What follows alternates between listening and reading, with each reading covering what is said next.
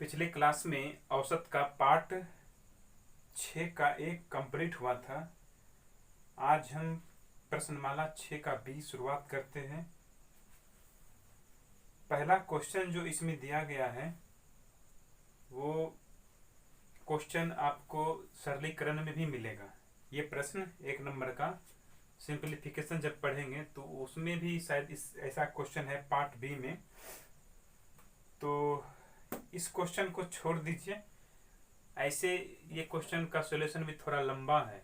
ये question exam में छोड़ करके ही चलेंगे, क्योंकि इस ढंग का क्वेश्चन इक्का दुक्का चैप्टर में ऐसा क्वेश्चन है, इससे घबराने की जरूरत आपको नहीं है। एक क्वेश्चन ये छोड़ दीजिए क्योंकि ये थोड़ा लंबा क्वेश्चन है। अगर होगा तो सिंप्लीफिकेशन में आपको हम बता देंगे, क्योंकि ऐसा ही क्वेश्चन वहाँ पर भी है। तो इस क्वेश्चन को छोड़ दीजिए 1 नंबर। तो आइए हम लोग दो नंबर से शुरुआत करते हैं। प्रश्न पढ़ लीजिए सभी लोग और देखिएगा 2 नंबर से। एक कस्बे की जनसंख्या में स्त्री और पुरुष का अनुपात 11:10। स्त्री यानी वोमेन्स और मेन में 11:10 का अनुपात है। ये रेशियो किस चीज का है? संख्या का रेशियो है। अर्थात महिला अगर 11 गो है तो पुरुष कितना है? 10 गो। एक कस्बा की जनसंख्या का अनुपात दिया गया है। यदि स्त्रियों की औसत आयु 34 वर्ष हो तथा पुरुषों की औसत आयु 32 वर्ष हो तो सारी जनसंख्या की औसत आयु कितनी है? गौर कीजिएगा। हम मान लेते हैं कि औरत की संख्या अगर 11 गो है तो पुरुष की संख्या कितना होगा? 10 गो। यहाँ पे कहा गया यदि स्त्रियों की औसत आयु 34 वर्ष, स्त्रियों की औसत आयु 34 वर्ष तो स्त्रियों की कुल आयु इतना होगा, औसत गुना संख्या। और पुरुष का औसत आयु 32 वर्ष तो पुरुषों का टोटल आयु औसत गुना संख्या। तो ये स्त्री का कुल आयु और ये पुरुष का कुल आयु जब जोड़ देंगे तो टोटल जनसंख्या हो जाएगा कस्बा का, और बट्टा में टोटल जनसंख्या। कुल जनसंख्या कितना है? 11, 10, 21। तो यही होगा सारी जनसंख्या का औसत। 11 चौका 44 के 4 बाकी 4, 11 33, 4 37, 32 दहें 320 बट्टा 21, 4 2 7 9 3 3 6 बट्टा 21, 21 तिया 63, 21 तिया 63, शेष बच गया 63, 5 बच गया शेष। सॉरी 5 नहीं बचेगा, 63 में 6 बचेगा शेष। 21 तिया 63 यानी 33 दशमलव कुछ आएगा।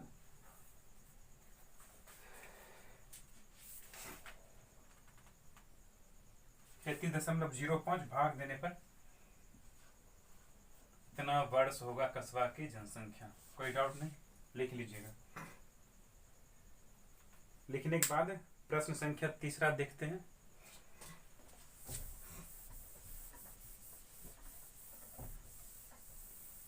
देखिए क्या प्रश्न संख्या 3 आपसे बनता है या नहीं। पहले ट्राई कर लीजिए आप लोग बना करके, अगर नहीं बनता है तब देखिएगा आगे। 3 नंबर का प्रश्न है, एक क्रिकेट खिलाड़ी की 40 पारियों की औसत रन संख्या 50 है। उसकी उच्चतम रन संख्या न्यूनतम रन संख्या से 172 अधिक है।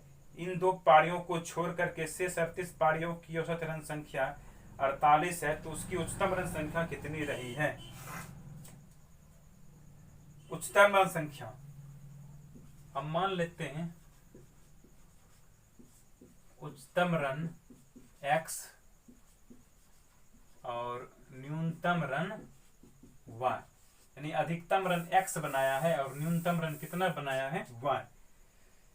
तो प्रश्न को फिर से पढ़ते हैं। क्या कह रहे हैं कि 40 पारियों की औसत रन संख्या 50। जब 40 पारियों की औसत रन संख्या 50 है तो 40 पारी का टोटल रन होगा 40 गुने 50।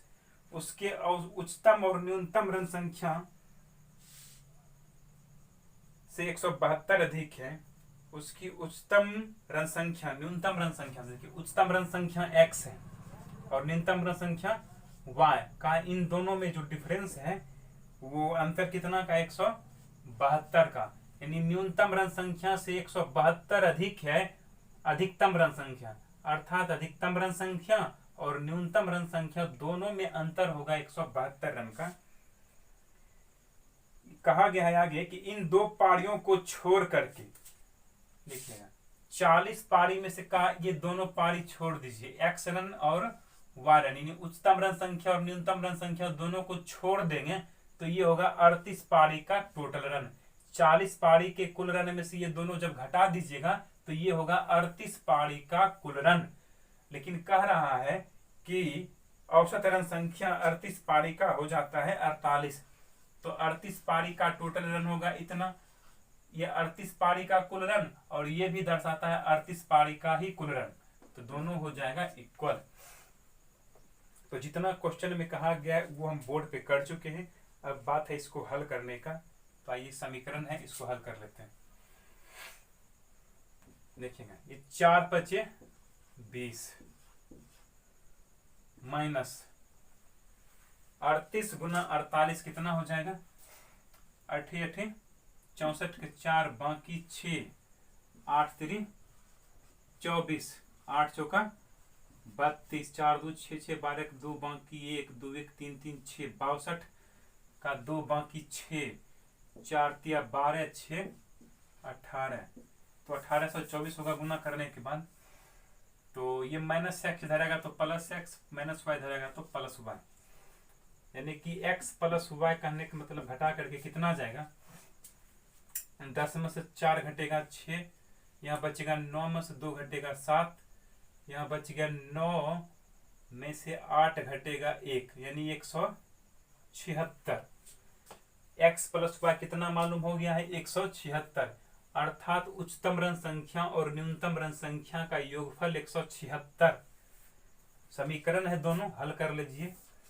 x वाई वाई कटेगा प्लस माइनस में है तो ये हो गया 2x इक्वल टू 6 2 8 7 7 14 4 बाकी 1 2 1 3 2 17 दूनी 34 4 दूनी 8, x बराबर 174। तो हमें पूछ रहा है उच्चतम ऋण संख्या कितना है, तो यही है उच्चतम ऋण संख्या कितना 174 रन। तो ऑप्शन देखिए कौन सा होगा, 3 का हो गया 174 रन। कोई डाउट समझने में बोलिए, अगर समझने में दिक्कत है तो इसको फिर से वॉच कीजिएगा।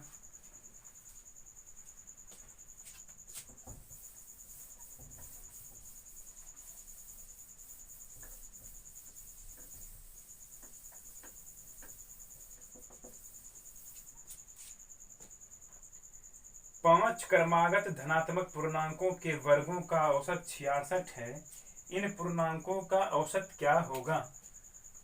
सिंपल क्वेश्चन है, गौर कीजिएगा। 5 क्रमागत धनात्मक पूर्णांक के वर्गों का औसत, 5 को क्रमागत है, अगर पहला x है तो दूसरा होगा x प्लस 1, तीसरा होगा x प्लस 2, चौथा होगा x प्लस 3, पांचवा होगा x प्लस 4। तो क्रमागत है तो 1 1 जुड़ते हुए आगे बढ़ा है, ये पहला तो ये दूसरा तीसरा चौथा पांचवा। और कहा गया है कि वर्गों का औसत 66 है, वर्गों का औसत 66। जब वर्गों करेंगे इसका यानी कि सब के वर्गों को जोड़िए तो टोटल योगफल जो होगा वो कितना होगा 66 × 5, कितना होगा 66 × 5। क्यों? क्योंकि 1 2 3 4 5 को संख्या है और औसत है 66, तो 6 25 30 के 0 बाकी 3 6 25 30 3 33, यानी 330 हो गया। आगे का इन पूर्णांकों का औसत क्या होगा हमें बताइए। इन पूर्णांकों का औसत, तो सबसे पहले हमको पूर्णांक मालूम करना होगा कि पूर्णांक आखिर होगा कितना, जिससे हम योगफल निकाल सकते हैं। देखिएगा एक्स स्क्वायर सब में होगा, क्योंकि ए प्लस बी के होल स्क्वायर के सबको हम तोड़ेंगे, तो मन ही मन सबको तोड़ लेते हैं ए प्लस बी के होल स्क्वायर पर, तो ये भी स्क्वायर होगा। तो 1 2 3 4 5, 5 को एक्स स्क्वायर तो होगा ही, ठीक है। फिर B square, sorry B square तो होता है, या पहले हम 2ab लिख लेते हैं, 2ab का रूप।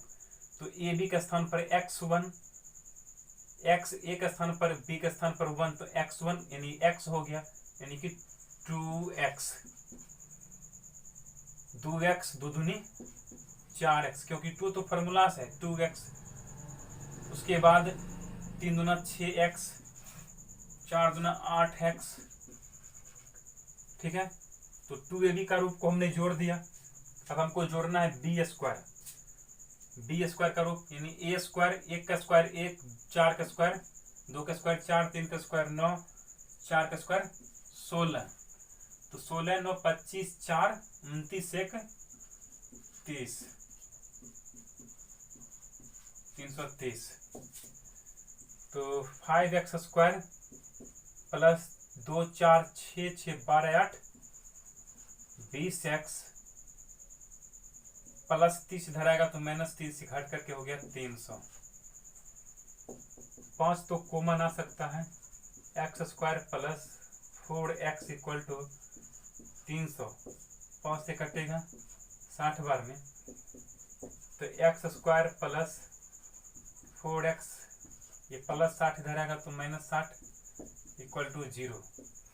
गुणनखंड करेंगे तो 10 छक 60, 10 6 के रूप में लिख सकते हैं, 10x minus 6x minus 60 equal to 0। x common आएगा, x प्लस 10 माइनस 6 कॉमन होगा, x प्लस 10 इक्वल टू 0। तो x minus 6 x plus 10 equal to 0, यानी x बराबर 6, और ये तो प्लस इधर आएगा तो माइनस में आ जाएगा, इसीलिए सिर्फ x बराबर 6 संभव है। तो एक पूर्णांक हमको मालूम हो गया 6, तो सब मालूम हो जाएगा, एगो 6 होगा, दूसरा 7 होगा, तीसरा 8 होगा, चौथा 9 होगा, और 5वां 10 होगा, सॉरी 3 2 5 हाँ, तो 5 गो बट्टा में 5 औसत निकालना है। 7 6 13, 13 8 21, 21 9 30 10 40, 40 बट्टा 5 इक्वल टू कितना आ जाएगा 8, ठीक है। चलिए इसको नोट कर लीजिएगा।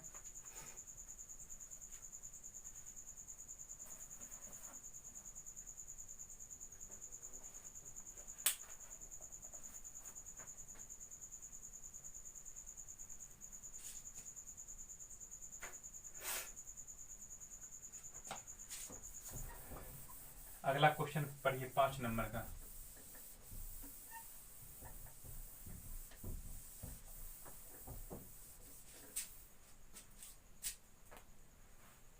आठ छात्रों के एक समूह में एक 60 किलोग्राम भार वाले छात्र के स्थान पर नया छात्र आ जाने से इनके औसत भार में 1 किलोग्राम की वृद्धि हो जाती है। नए विद्यार्थी का भार। सिंपल क्वेश्चन है, इस ढंग का क्वेश्चन हम पहले पार्ट में भी कर चुके हैं। यहाँ पे 8 छात्रों का समूह है, टोटल छात्र कितना है 8 को, तो 8 छात्रों का टोटल वजन हो जाएगा 8 गुने 60। नहीं, यहाँ पे गलत हो गया है। 8 छात्रों के एक समूह में एक 60 किलोग्राम भार वाले छात्र के स्थान पर नया छात्र आ जाने से इसके औसत भार में 1 किलोग्राम की वृद्धि हो गई है, तो नए विद्यार्थी का भार कितना होगा। ऐसा क्वेश्चन हम लोग कर चुके हैं 5 नंबर का। देखिएगा पिछले पार्ट में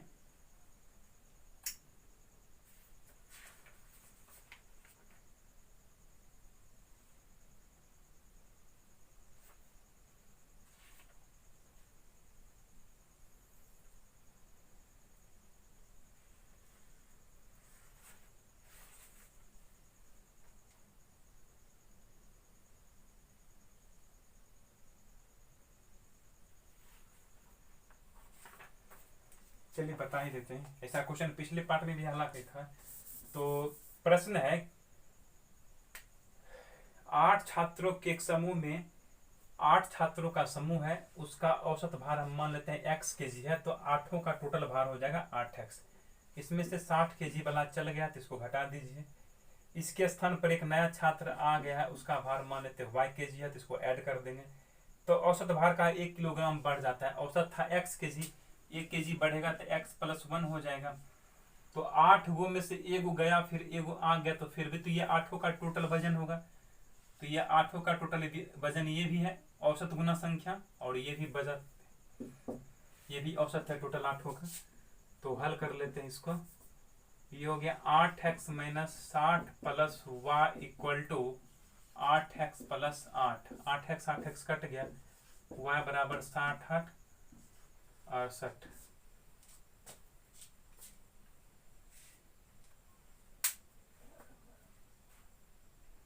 तो नए विद्यार्थी का भार कितना हो गया? 68 kg।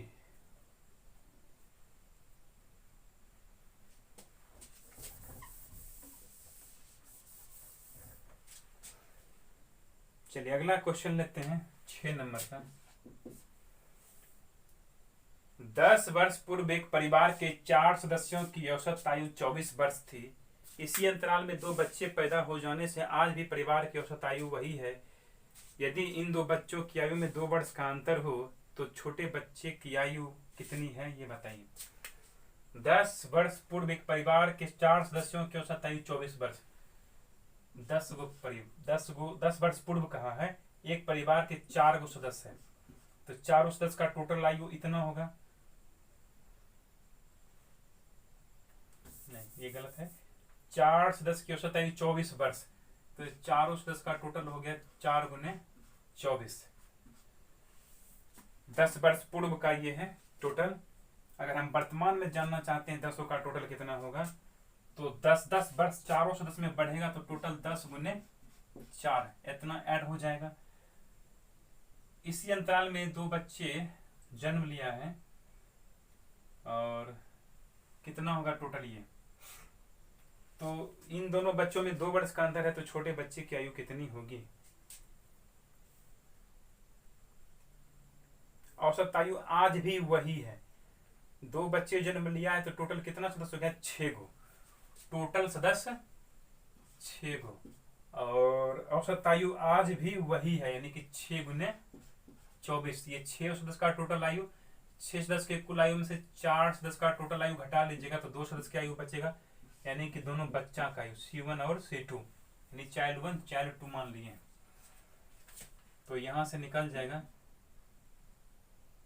6 चौका 24 के 4 बाकी 2, 6 दूना 12 2 14 144, 24 चौका 96 है, अब प्लस 4 दें 40, तो ये हो गया 6 9 4 13,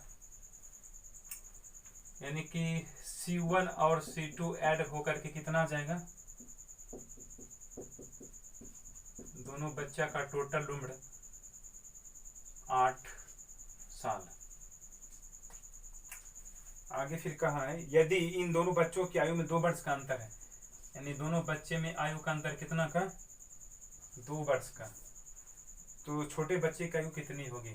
C2 कटेगा, 2 C1 = 10, 2 × 5 = 10, C1 = 5, C2 = 3। छोटा बच्चा की उम्र 3 साल।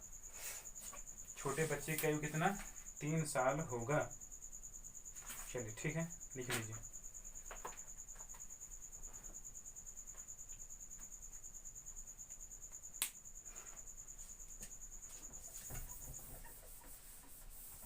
के बाद अगला क्वेश्चन देखिएगा।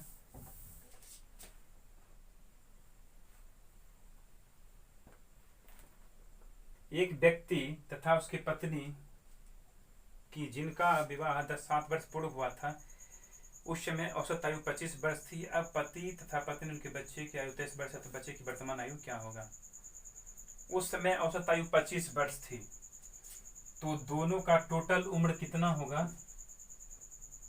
7 × 25। ये कब का है, 7 वर्ष पूर्व का। 7 वर्ष पूर्व दोनों का टोटल आयु 7 × 25। वर्तमान में दोनों का टोटल कितना होगा, तो 7 वर्ष दोनों में ऐड होगा तो टोटल 14 वर्ष ऐड हो जाएगा। तो 2 गुने 7 यानी कि टोटल ये वर्तमान का उम्र हो गया।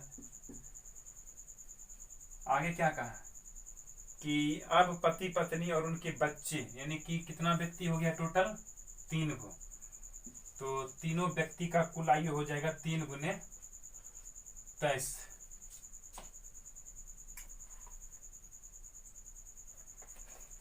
दो व्यक्ति का है ना, यहाँ पे 2 सुना होगा। 25 गुना यानी दोनों व्यक्ति का टोटल आयु, माता पिता का टोटल आयु 50 वर्ष और ये 14 वर्ष और ऐड हो जाएगा तो टोटल हो जाएगा, ये हो गया मदर एंड फादर का टोटल आयु।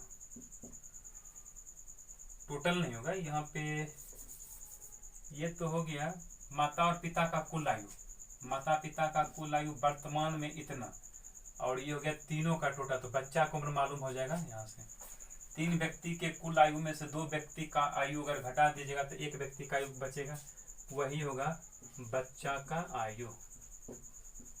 बच्चा का आयु 23 या 69, 25 दूना 50, 50 और 14 64, अर्थात कितना वर्ष 5 वर्ष आंसर होगा। ठीक है, फिर चलिए नेक्स्ट क्वेश्चन 8 नंबर का। 8 नंबर का क्वेश्चन चाहिए तो आपसे बन सकता है, ऐसा प्रश्न हम लोग कर चुके हैं।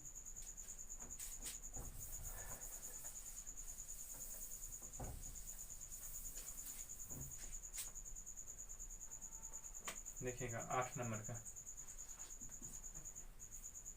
गणित के एक परीक्षा में लड़कियों का औसत प्राप्तांक 73 और लड़कों का औसत प्राप्तांक 71 था। यदि इन सारे विद्यार्थियों का औसत प्राप्तांक 71.8 हो तो कितने प्रतिशत लड़कियां और लड़का इस परीक्षा में बैठा है। हम मान लेते हैं कि लड़की की संख्या G और लड़का की संख्या B, तो टोटल संख्या लड़का और लड़की मिला करके कितना हो जाएगा G प्लस B। ये दर्शाता है लड़का और लड़की का टोटल जनसंख्या। तो ये हो गया सारे विद्यार्थी का औसत प्राप्तांक कहा है 71.8, तो सारे विद्यार्थी का टोटल प्राप्तांक कितना होगा, औसत गुना विद्यार्थी की संख्या।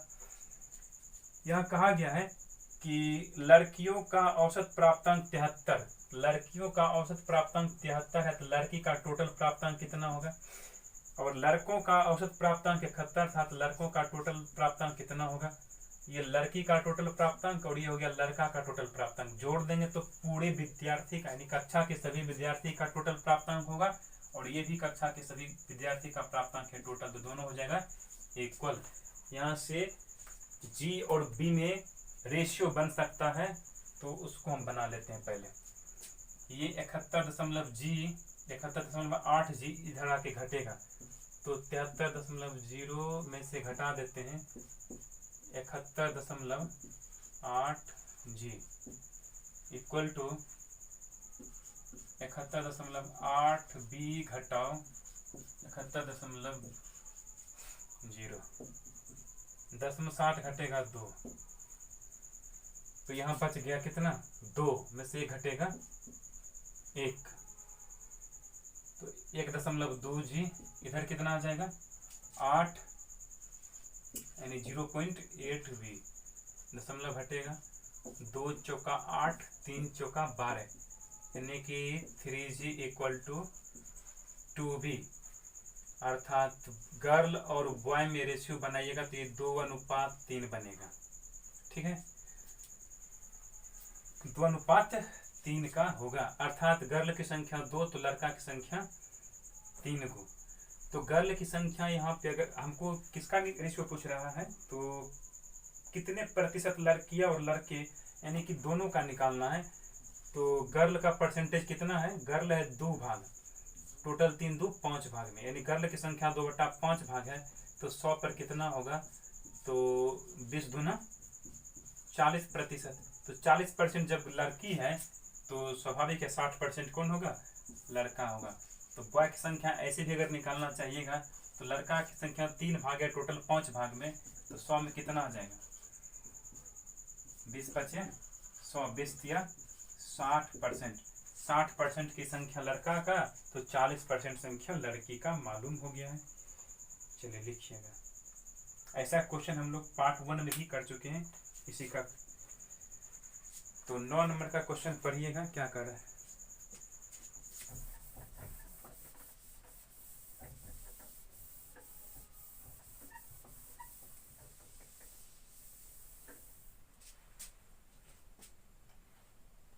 नौ नंबर का प्रश्न है कि एक परीक्षा में 9 नंबर का क्वेश्चन है कि एक कक्षा में 50 छात्र हैं। एक 40 किलोग्राम भार वाले छात्र विद्यालय छोड़ करके चला जाता है और उसके स्थान पर एक नया विद्यार्थी प्रवेश लेने से इसके औसत में 100 ग्राम की कमी हो जाता है। तो नए विद्यार्थी का भार कितना है? देखिएगा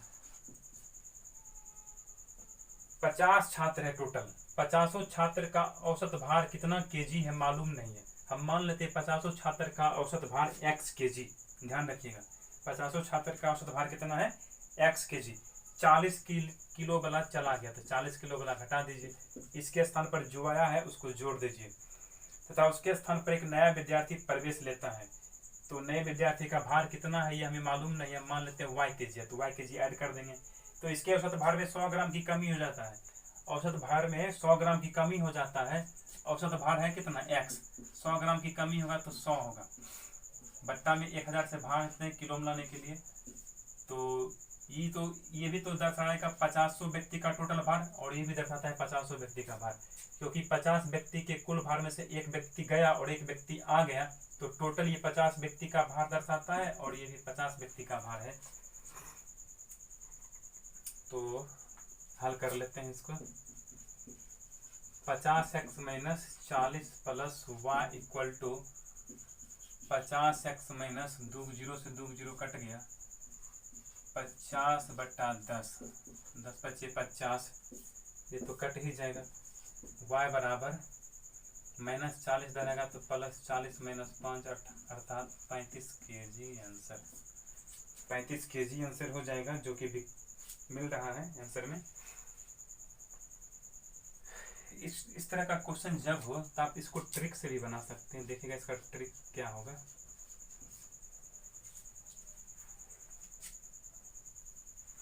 यहाँ पे गौर कीजिएगा 40 किलोग्राम वाला विद्यार्थी छोड़ करके चला गया। जो गया उसको लिखिए पहले। 40 किलोग्राम वाला गया है तो लिख देंगे 40 और 100 ग्राम की कमी हो जाती है।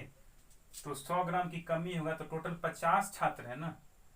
50 छात्र है तो 50 छात्र में टोटल कितना ग्राम की कमी हो रहा है 100 ग्राम की। तो 100 ग्राम की कमी हो रहा है तो 100 ग्राम क्या कर देंगे इसको किलोग्राम बदल देंगे। तो टोटल छात्र कितना हो गया इसको घटा लीजिए। तो घटाने से टोटल 50 को है ना 50 में कितना कमी होगा। एक छात्र में कम होता है 100 बटा 100 तो 50 छात्र में टोटल कितना कम होगा तो इतना। तो ये हो गया 10 बचे 50 40 में से 5 घटेगा 35 kg आंसर होगा। चलिए लिख लीजिए इसको। नेक्स्ट क्वेश्चन देखिए आपसे बनेगा या नहीं। आइए 10 नंबर का पढ़िएगा। ट्रिक से अच्छा हमेशा बेसिकली कॉन्सेप्ट होता है। ये हमेशा आपको हमेशा ध्यान में रहेगा। लेकिन ट्रिक ऐसा चीज़ है कि आप भूल सकते हैं। ये चीज़ आप कभी नहीं भूल सकते हैं। आइए अगला क्वेश्चन लेते हैं 10 का। ए तथा बी का औसत 20 वर्ष। तो ए और बी का टोटल आयु कितना होगा 2 गुना 20 अर्थात 20 है ना। 20 दूना 40। बी और सी का टोटल आयु कितना होगा 19 दूना 38। और ए और सी का आयु टोटल कितना होगा 21 दूना 42। सबको ऐड कर दीजिए। तो जब सबको ऐड कीजिएगा तो 2a 2b 2c होगा। यानी 2 सब में कॉमन होगा a plus b plus c equal to 8 2 10 के 0 बाकी 1 4 1 5 3 8 4 12 2 से कटेगा 60 बार में यानी कि तीनों का टोटल, तीनों का कुल एज मालूम हो गया है 60 वर्ष। यहाँ कह रहा है एबीसी में से प्रत्येक की आयु ज्ञात कीजिए। एबीसी में से सबका अलग अलग हमको निकालना है। तो जब हम एक निकालना चाहेंगे तो बीसी घटाना होगा। तो एक निकालना चाहते हैं, बीसी घटा लेते हैं, कितना 38। तो बी और सी करके 38 अगर घटाते हैं तो बी से बी, सी से सी कट जाएगा, यानी ए बचेगा। 10 में 60 घटेगा 2, 5 में 3 घटेगा 2, यानी ए हो गया 22 वर्ष का। ए जब 22 वर्ष का होगा तो 22 यहाँ रखिएगा तो इधर आके घटेगा, तो बी मालूम होगा कितना, 40 में से 22 घटेगा तो 18 वर्ष। और जब बी यहाँ रखिएगा तो सी मालूम हो जाएगा, 18 रखिएगा तो घटेगा 20 वर्ष। यही तीनों आंसर होगा, 22, 18 और 20। चलिए लिखिएगा।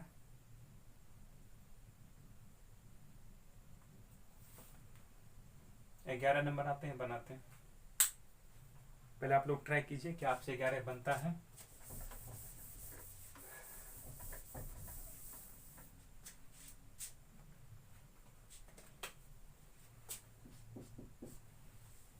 क्वेश्चन है कि 25 विद्यार्थियों का औसत भार 28.8 किलोग्राम। 25 को विद्यार्थी है और इसका टोटल भार कितना हो जाएगा, तो 28.8 गुने 25, इतना हो गया टोटल भार।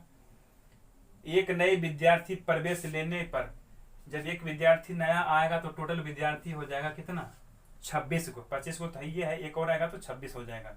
औसत भार 300 ग्राम कमी आ जाती है। पहले है भार कितना, 28.8 ग्राम। तो कहा क्या कि औसत भार 300 ग्राम कम हो जाता है। 300 ग्राम जब कम होगा तो टोटल कितना होगा, 0.0538, यानी कि 28.5। कितना होगा, 28.5। तो ये हो गया 26 का टोटल भार, ये हो गया 25 का टोटल भार। तो 26 के कुल भार में से 25 का कुल भार घटा लीजिएगा तो एक व्यक्ति का भार मालूम हो जाएगा आपको। तो ये आप लोग हल कर लीजिएगा, 11 नंबर आंसर आपके पास आ जाएगा। चलिए आते हैं 12 नंबर का क्वेश्चन हम लोग करते हैं। किसी कक्षा में 2 खंड ए तथा बी है जिनमें क्रमशः 35 तथा 40 विद्यार्थी है। एक परीक्षा में खंड ए का औसत प्राप्तांक 64 तथा पूरे कक्षा का औसत प्राप्तांक कितना 60 है, तो खंड बी का औसत प्राप्तांक ज्ञात कीजिए। सिंपल क्वेश्चन है ये भी, 12 नंबर का। खंड ए और बी है। खंड ए में विद्यार्थी की संख्या हम ए मानते हैं, खंड बी में विद्यार्थी की संख्या हम बी मान लेते हैं। तो टोटल विद्यार्थी की संख्या ए प्लस बी हो जाएगा। कुल विद्यार्थी की संख्या ए प्लस बी। तो कहा कि एक परीक्षा में खंड ए का औसत प्राप्तांक 64, खंड ए का औसत प्राप्तांक 64, तो खंड ए का टोटल प्राप्तांक कितना हो गया। खंड बी का औसत प्राप्तांक ज्ञात कीजिए। खंड बी का औसत प्राप्तांक क्या है हमें मालूम नहीं है, ये निकालना है हमें। तो मान लेते हैं खंड बी का औसत प्राप्तांक x है, तो खंड बी का टोटल प्राप्तांक ये हो गया। तो जब जोड़ देंगे तो पूरे कक्षा का ये औसत, पूरे कक्षा का प्राप्तांक होगा, जो कि कहा गया है आगे कि पूरे कक्षा का औसत प्राप्तांक 60 है। तो पूरे कक्षा का प्राप्तांक ये हो गया। ये भी दर्शाता है पूरे कक्षा का औसत, पूरे कक्षा का प्राप्तांक, और ये भी पूरे कक्षा का प्राप्तांक। हल कर लेते हैं इसको, कितना आता है, 60a इधर आके घटेगा तो 4a प्लस bx, bx उधर यानी 60b घटा bx हमें निकालना है।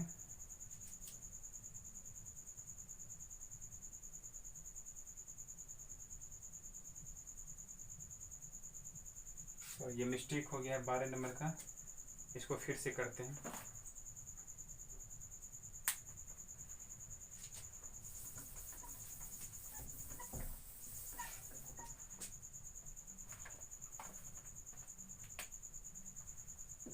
फिर से 12 नंबर देखते हैं। किसी कक्षा में 2 खंड ए और बी जिनमें क्रमशः 35 विद्यार्थी और 40 विद्यार्थी। खंड ए में कितना विद्यार्थी है, 35 को। और खंड बी में कितना विद्यार्थी है, 40 को। ठीक है, एक परीक्षा में खंड ए का औसत प्राप्तांक 64, खंड ए का औसत प्राप्तांक 64 है, तो खंड ए का टोटल प्राप्तांक कितना होगा।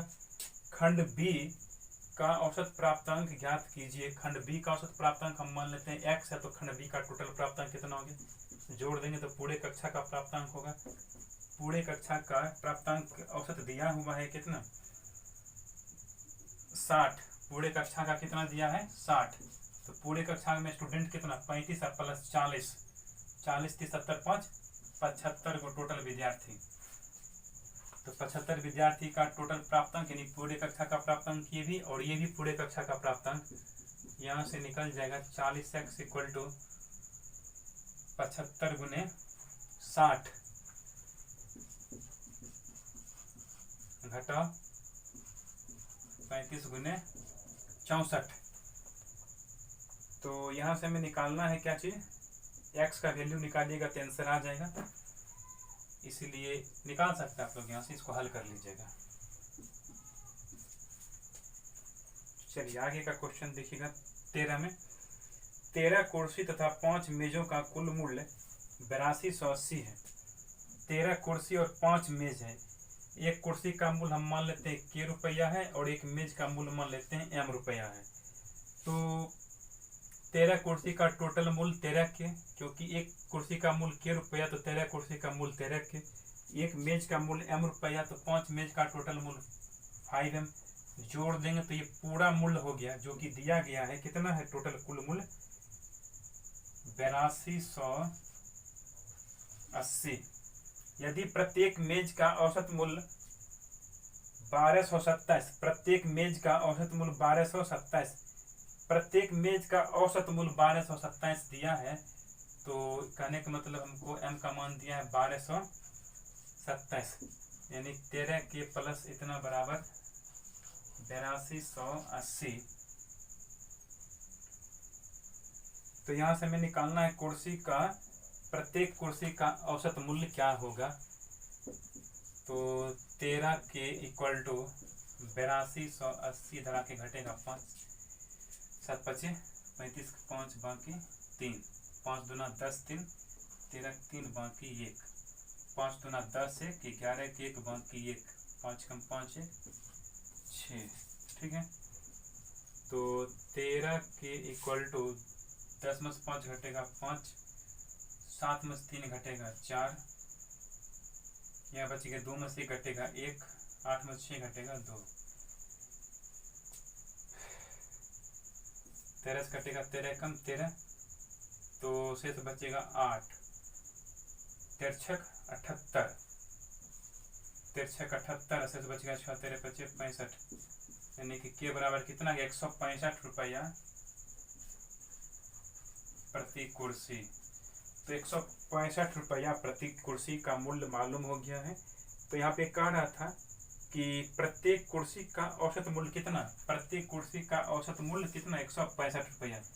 प्रत्येक कुर्सी का औसत मूल्य कहे या सिर्फ मूल्य कहे, बात एक ही है।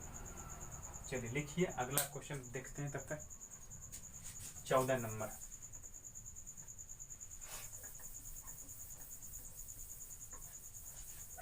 जहाँ कहीं भी डाउट हो समझने में उसको दोबारा देखिए और समझने का कोशिश कीजिए, फिर से उसको बनाइए।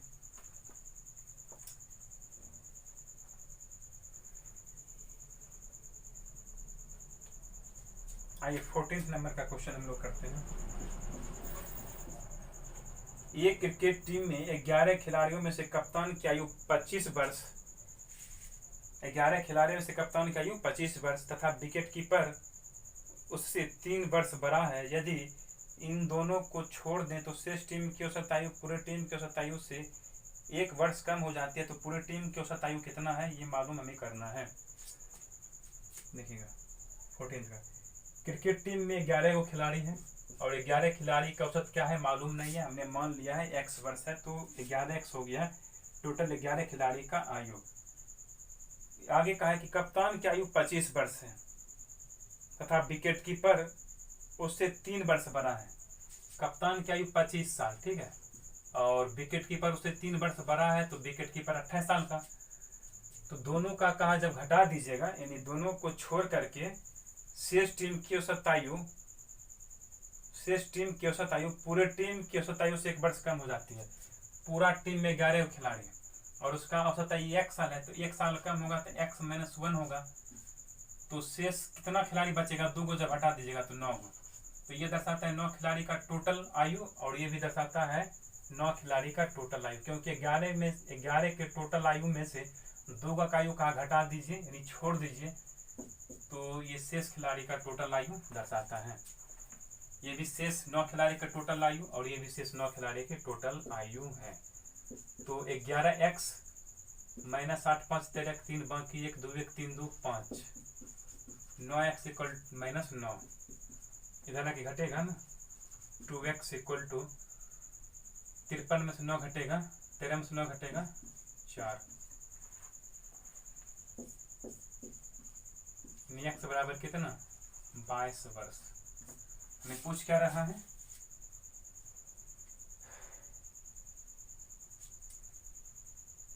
पूरे टीम की औसत आयु कितनी है, तो 22 वर्ष आंसर हो गया, लिख लीजिए।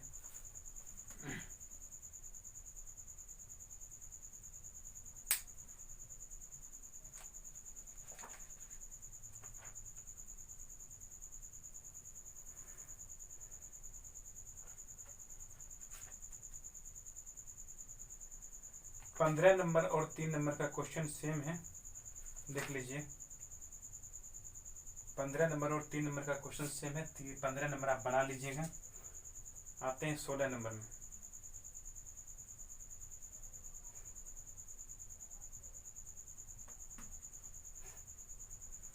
पंद्रह आपसे बनेगा, क्योंकि 3 नंबर और 15 नंबर हूबहू क्वेश्चन वही है, बना लीजिए इसको आप लोग। आते हैं हम नेक्स्ट क्वेश्चन करते हैं 16 नंबर। चाहिए तो आपको 16 भी आपसे बन सकता है, क्योंकि 16 नंबर का क्वेश्चन और 8 नंबर का क्वेश्चन लगभग सेम है। इसको बनाइए, देखते हैं क्या है क्वेश्चन। कुछ व्यक्तियों के एक समूह में व्यापारी का वर्ग ए तथा नौकरी करने वाला का वर्ग बी है। पूरे समूह की औसत आयु 27 वर्ष है। यदि वर्ग ए की व्यक्तियों की औसत आयु 34 वर्ष, वर्ग ए में व्यक्ति की संख्या ए और वर्ग बी में व्यक्ति की संख्या बी मान लेते हैं, तो वर्ग ए का औसत आयु 34 वर्ष है, तो वर्ग ए में टोटल इतना होगा। वर्ग बी की औसत आयु 24 है, तो वर्ग बी का टोटल इतना होगा। जोड़ देंगे तो कुल आयु हो जाएगा ये, और टोटल होगा व्यक्ति की संख्या ए प्लस बी, जो कि दिया गया है कि समूह का औसत आयु 27 साल है, तो समूह की टोटल आयु इतना। तो यहाँ से ए और बी में रिलेशन मालूम होगा, मालूम करिए। 27 ए इधर आके घटेगा तो 7 ए, 27 बी में से 24 बी घटेगा 3 बी, ठीक है। यहाँ से ए और बी में रिलेशन मालूम होगा, 3:7, यानी एक कितना होगा 3 भाग, टोटल 10 भाग में, तो 100 में कितना 3 भाग है, टोटल 7 3 10 भाग में, तो 10 यानी कि 30%।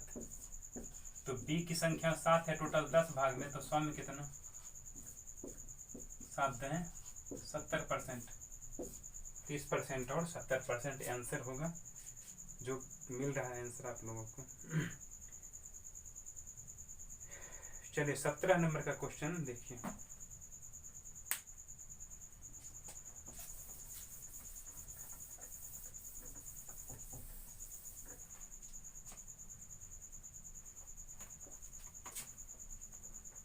सत्रह नंबर का प्रश्न पढ़ते हैं, है कि 8 परिणामों का औसत 20 है। इनमें से प्रथम 2 का औसत इतना तथा अगले 3 परिणामों का औसत इतना है। यदि छठा परिणाम 7वें परिणाम से 4 कम तथा 8वां से 7 कम हो तो अंतिम परिणाम क्या है। गौर कीजिएगा, 8 परिणाम का औसत 20, तो 8 परिणाम का टोटल योग कितना होगा 8 गुने 20। प्रथम 2 का औसत इतना, प्रथम दो परिणाम का औसत है 15 पूर्णांश 1/2, यानी 15 दूना 30 से 31/2। प्रथम 2 का टोटल योग कितना होगा।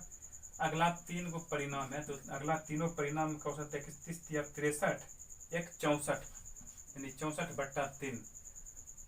2 परिणाम का योग और ये 3 परिणाम का योग जोड़ देंगे तो ये टोटल 5 परिणाम का योग होगा।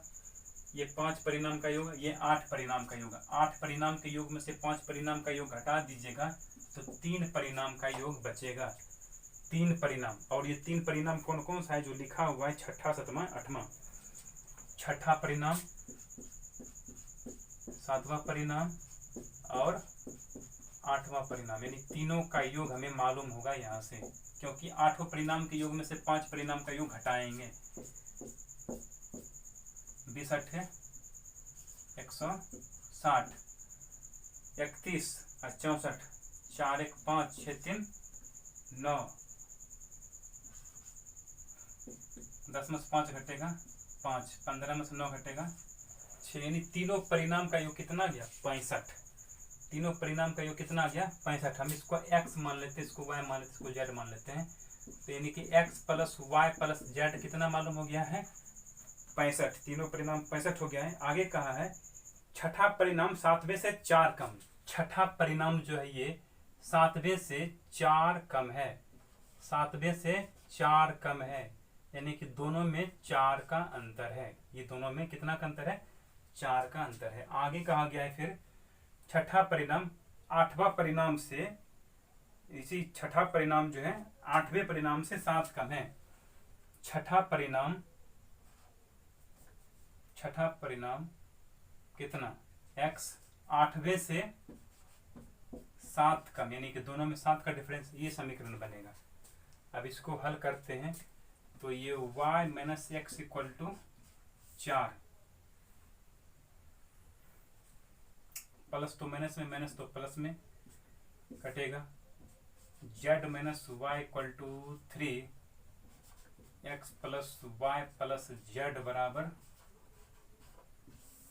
65 3 68, तो ये कट गया Y Y, X plus 2z, X plus 2z।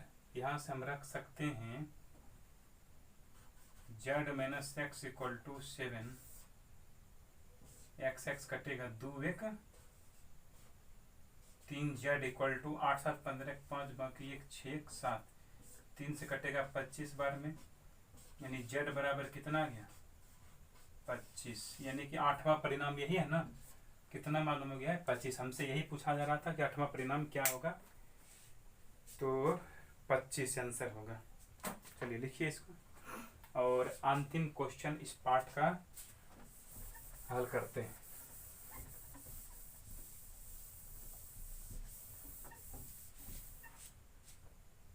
पर ये अंतिम क्वेश्चन है कि एक समुद्री जहाज किनारे से 40 किलोमीटर की दूरी पर है।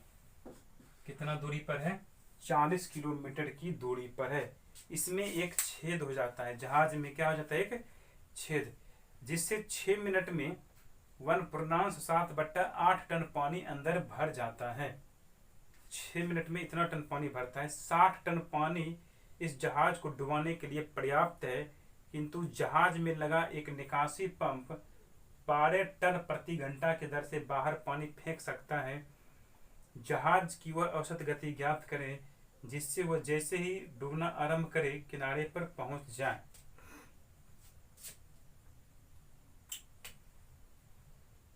चालीस किलोमीटर की दूरी पर है, एक छेद। 6 मिनट में कितना भरता है, इतना टन। 6 मिनट में इतना टन भरता है, तो 1 घंटा में टोटल कितना टन भरेगा, लिखते हैं 1 घंटा में कितना भरेगा। देखिए 6 मिनट में इतना टन भरता है, 8 का 8 7 15/8 टन, 15/8 टन भरता है 6 मिनट में। तो 1 मिनट में कितना भरेगा, इतना। तो 60 मिनट में इतना भरेगा, यानी 1 घंटा में। 4 दूना 8, 5 दूना 10, 15 बचे 75/4 टन। 15 बचे 75/4 टन, इतना टन भरेगा 1 घंटा में। तो 12 टन प्रति घंटा की दर से पानी बाहर भी फेंकता है।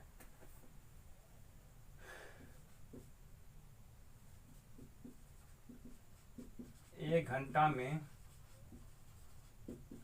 शुद्ध पानी कितना भरेगा?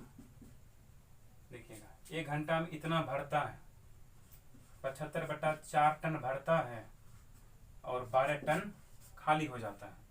तो शेष रह कितना जाता है? 12 चौका 48, 75 में से 48 घटेगा बट्टा 4, 15 में 60 घटेगा 7, यहाँ बचेगा कितना? 6 में 4 घटेगा 2, 27/4 टन शुद्ध इतना बच रहा है 1 घंटा में पानी। 60 टन पानी जहाज को डुबाने के लिए पर्याप्त है। 60 टन से जहाज डूब जाता है। तो इतना टन भरता है 1 घंटा में, क्योंकि 27/4 टन भरता है 1 घंटा में, इसीलिए 1 टन भरेगा कितना घंटा में? 1/27/4 इक्वल टू 4/27 घंटा में। इसीलिए 60 टन भरेगा कितना घंटा में? 4/27 1/60 1/60 नहीं, 60 से गुना होगा। 9 तिया 27, 20 तिया 60, 20 चौका 80/9 घंटा। कहने का मतलब कि 60 टन भरने में कितना घंटा लगेगा? 80/9 घंटा। यानी कि 60 टन भरने में 80/9 घंटा लगेगा। इसका मतलब ये हुआ कि 80/9 घंटा चलने के बाद जहाज क्या होगा? डूब जाएगा। तो 80/9 घंटा के बाद चलने के बाद जहाज डूब जाएगा। तो ये जब जहाज डूबना आरंभ करेगा तो किनारा पे पहुंच जाएगा। जब किनारे पे पहुंचेगा तो इसका मतलब 40 किलोमीटर की दूरी तय कर लिया होगा।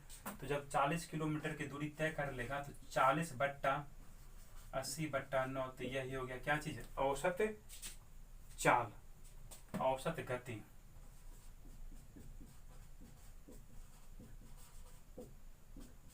तो 40 गुने 9 ऊपर जाएगा, 80 नीचे रहेगा, 40 दूना 80, यानी 9/2 मतलब 4.5 घंटा लग जाएगा किनारा पहुंचने में। और किनारा में पहुंचेगा तो डूबना प्रारंभ हो जाएगा। तो इस प्रकार से आंसर हो गया, किलोमीटर प्रति घंटा में आएगा आंसर।